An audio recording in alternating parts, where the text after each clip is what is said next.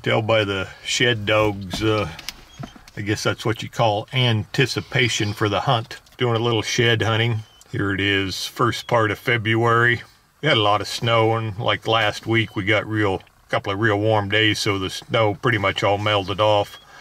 And got a real cold snap there, and I was seeing bucks that had shed their antlers there way back, you know, the end of muzzleloader season there, 1st of January, so I'm guessing most of the bucks have shed.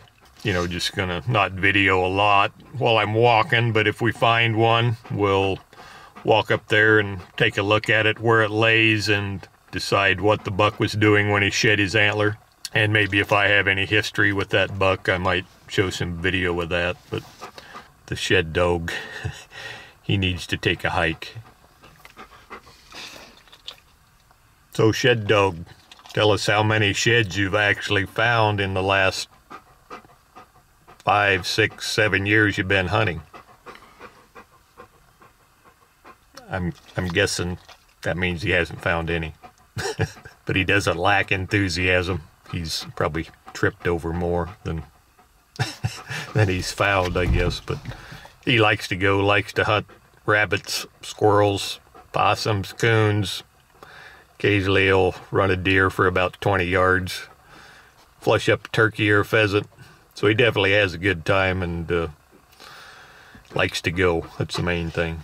So some of you may wonder what I take with me when I go shed hunting. Basically, I take as little as possible. Not a young man. I don't like to pack a lot on my back if I don't have to. Today I'm just carrying the backpack, and I got my tripod in there.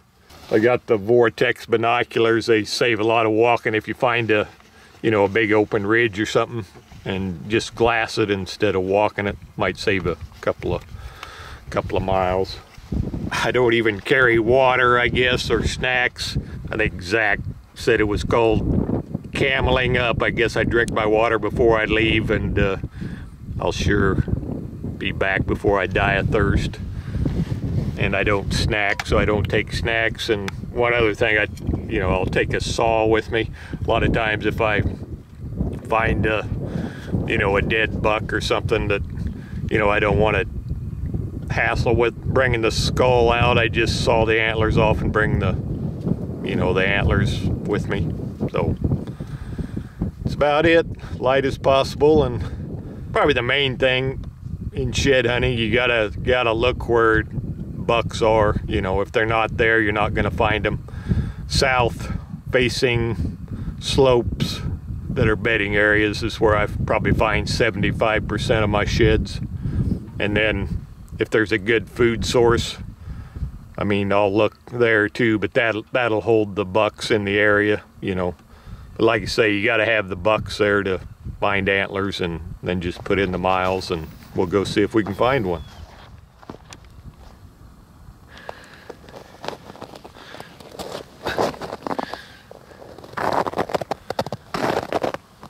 Well, it's a pretty good buck track right there. Been made in the melting snow there, so this is actually the ridge there that we kind of hunted a little bit there late muzzleloader season. Actually saw that circuit breaker bucks on this ridge. So I know they were using it some as a feeding area, so I'm just going to walk up along the edge of this timber line here, and then maybe if we don't find anything, we'll kind of head down into bedding cover here. But always kind of walk the easy spots first, and then if we can't find anything on the open ridge, we'll, like I say, head down into cover a little bit. Well, I just spotted the first antler of the trip here, walking up along the fence row. It's kind of between a bean stubble field and then a corn stubble on the other side. So obviously the buck's been up here probably after dark feeding, and he's been under these cedar trees here, it looks like.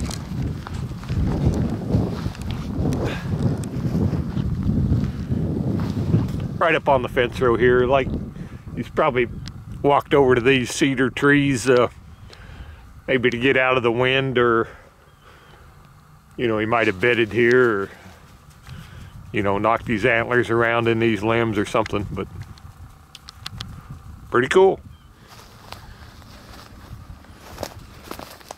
Well, I think we found another one here. I can just see a couple of tines sticking up here. Go up here and see what it is. Just about 50 yards down from that other little one.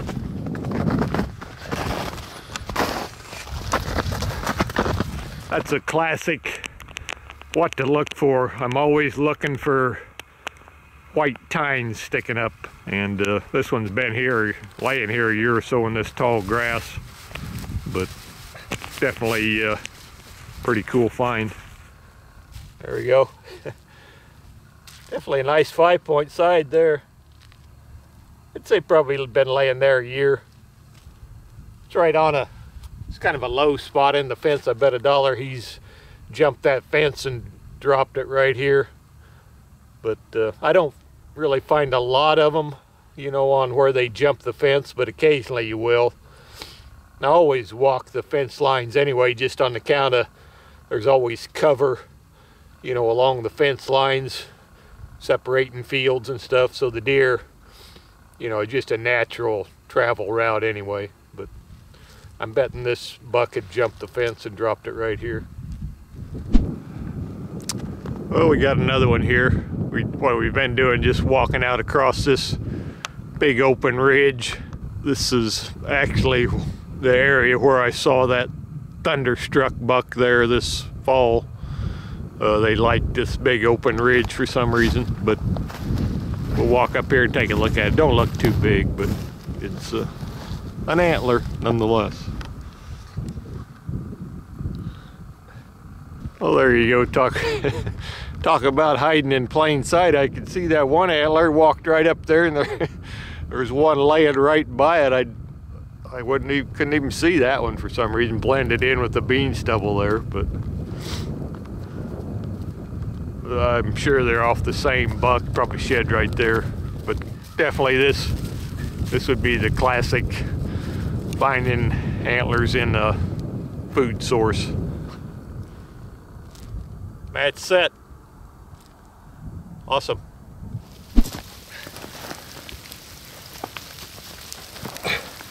Well, one more little antler here. Kind of just making a run back towards the truck. Kind of got some bad weather moving in here. Had a pretty good little, got most of the open ground walked here. I think we ended up finding, 5 or 6. Nothing real big. The biggest was that year-old shed there, but I don't know, we're gonna have to get out of here. It's, believe it or not, it's like 15 degrees and thundering and fog, ice fog. Typical Iowa weather, I guess. Main thing on the open ground, I don't find a lot of antlers there, probably 20% of my antlers at most. But just walk the waterways, use binoculars to cover more ground, and just put in a lot of miles quickly, I guess. And that's because this is mostly bean stubble. If it's corn stubble, I basically don't waste my time walking it. It's just too hard to find. I'll walk the waterways, but the stubble itself I won't walk, just on account of they're too hard to see. We got to pack up here and get to the truck and try to get home here, and we'll be back after it, searching some bedding areas here.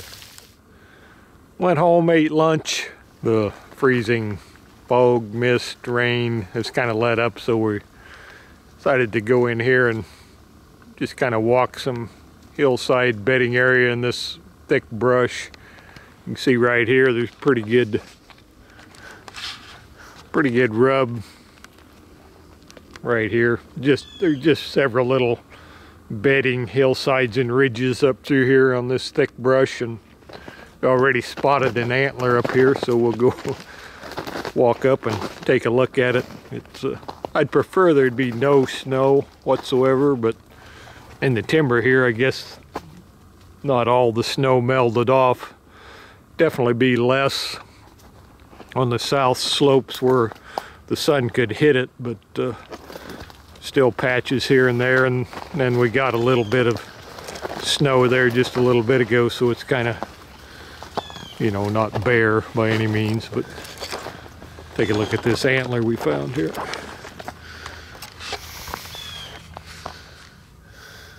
It's actually a buck I might have a little history with. Got that real long brow tine, real narrow spread to it. Pretty mature looking buck on video there. It just doesn't look too big with that real narrow spread. But we'll pull that antler out of here and take a little better look at it. Yeah, that's definitely that buck. Only bad thing about bedding areas, and this is real thick hedge trees, so you got a lot of squirrels in here, and their squirrels are already working the antler over. You know, they'll eat him completely up in an area like this, and you know, not very long. Definitely a cool buck. That's right, it's not too right in this area is where I got the video of him. He was on rub there once or twice over here on the other side of the farm, I think. Thick in here, a lot of this buck brush. It'll have little red berries on it there. In the fall, the deer really like them little red berries, and then they actually like to eat hedge apples too. They're probably a little rotted down now. Real good cover, and this is just kind of on a ridge. Got a good southerly exposure here. Most of the snow's melted off, so just a prime example of finding a shed in the bedding area, I guess. So shed hunting's probably the only sport where you can see a big dead white stick and it gets your heart a-racing thinking you found some big non-typical shed. Like to have a nickel for every time that'd happen. Main thing on hunting bedding areas for sheds, I think, is just I don't hunt all the bedding areas all at once. That way, if you happen to bump deer off of one bedding area, you just let them, you know, they can go to the other bedding area or in the same area. The main thing, just don't pressure them. A lot of times you'll jump a buck.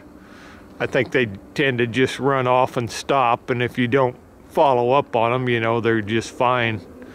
So anytime I jump deer, I try to go, you know, the other way and not just keep bumping them to move them out of the area. We'll keep after it and probably just kind of hunt some more bedding areas the next time we're out. But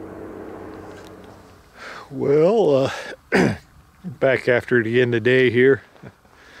Haven't really, it started snowing again and been cold and blowing and carrying on, so I kind of backed off shed hunting here for a little bit. Back after today, still cold.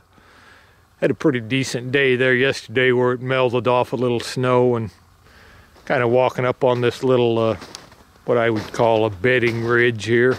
Walked up here and I see part of an antler sticking out of the little snowbank here, so we'll walk up here and take a look at it and see what it is. But looks like a pretty decent little antler here.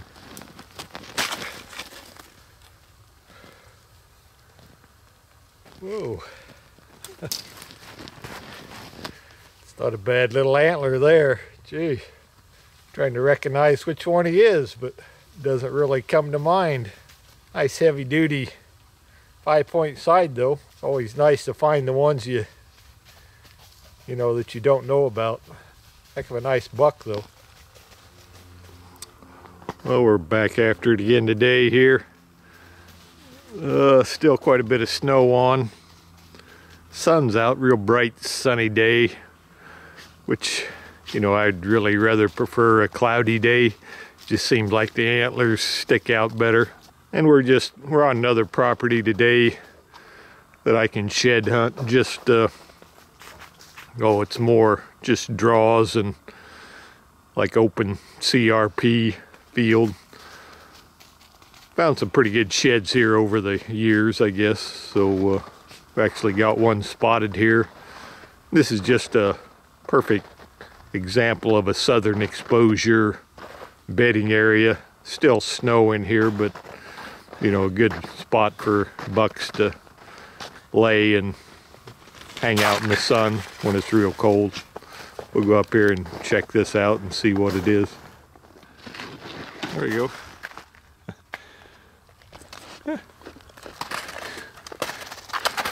Shed dog thinks he's gonna chew on that one, I guess. Yeah, you can see like right up next to this cedar tree here, right there behind me. You can see how that's all matted down there. It's obviously where they've been bedded. And he's shed his antlers right here.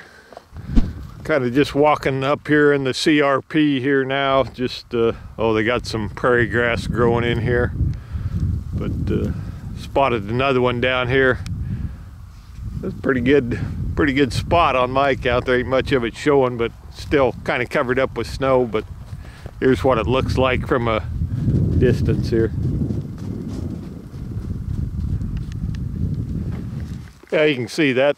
He's just shed that right on this deer trail here, kind of coming out of a, well, I just walked a pretty thick little cedar hillside there, and trail coming out of there. We'll pull it out of the snow and see what it is.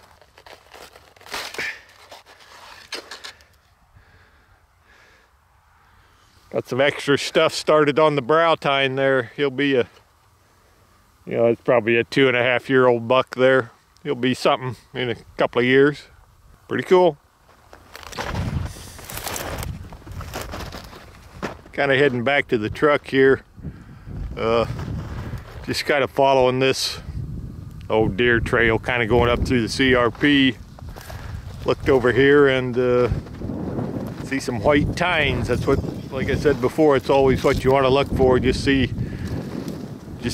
train your mind to look for white tines, and got a couple spotted over here. We'll walk over here and see what it is, but looks like it might be a pretty good one.